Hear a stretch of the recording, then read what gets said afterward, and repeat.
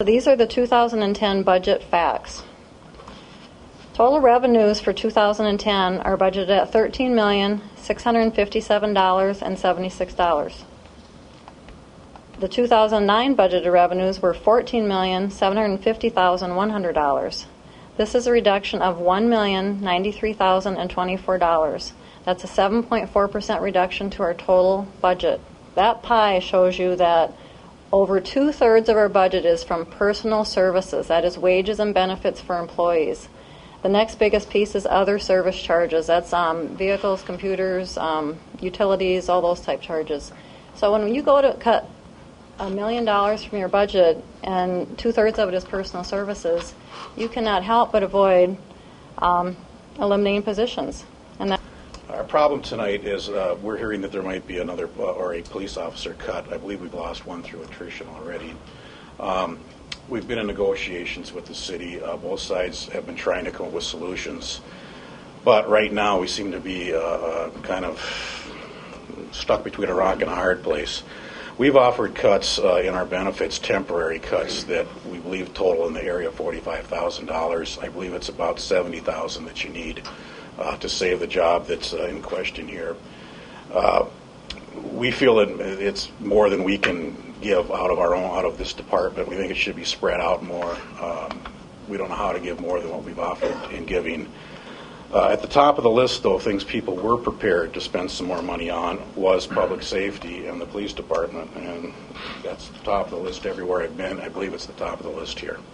I just like all of you to consider making the vote necessary to ensure that police department staffing levels remain where they're at.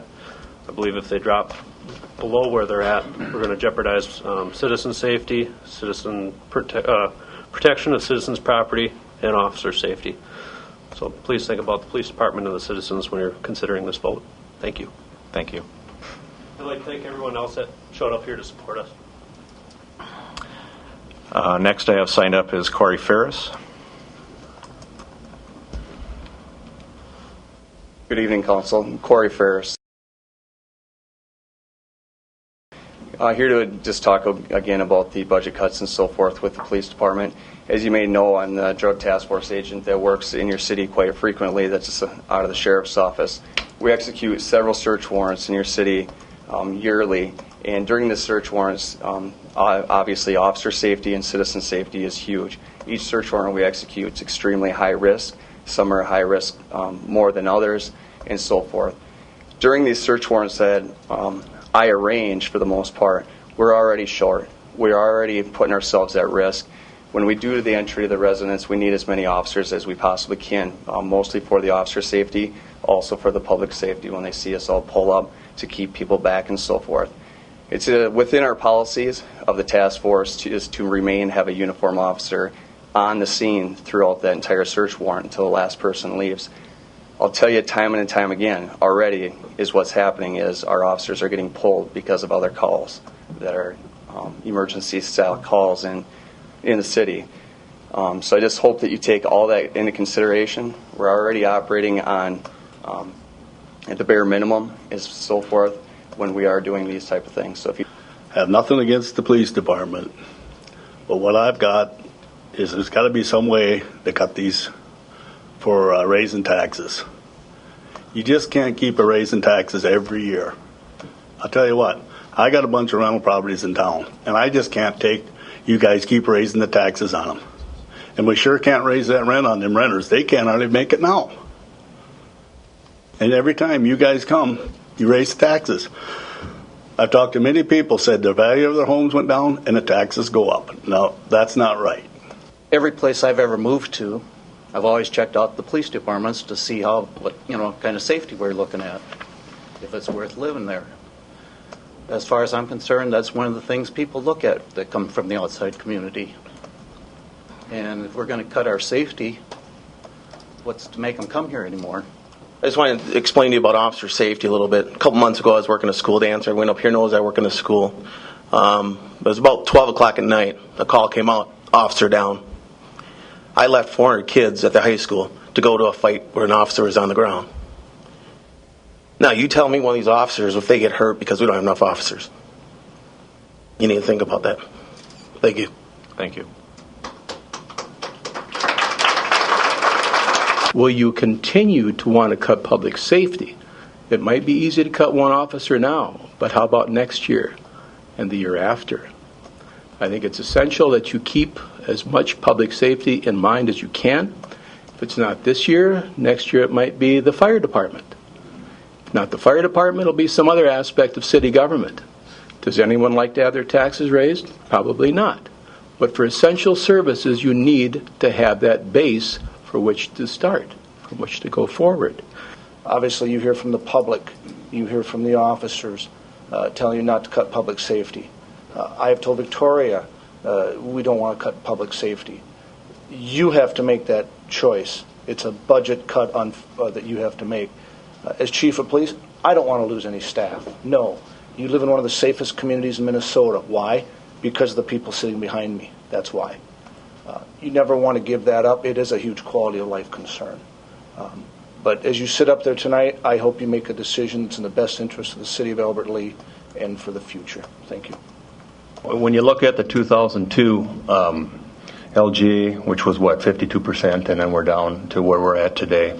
Obviously, at some point, the City Council in 2002 decided to try to wean themselves off LGA. And I think one of the important things that we need to realize is that the less you're dependent on other money coming in that you have no control over, the better off you are, which makes you for a healthier community. One of the things that I'm sitting here listening to people today, and maybe this is the year that we need to give everybody a break and maybe go for a 0% tax levy. One thing that we directed the staff to do when they did all these budget cuts is everything that came back to us had to be sustainable, not temporary.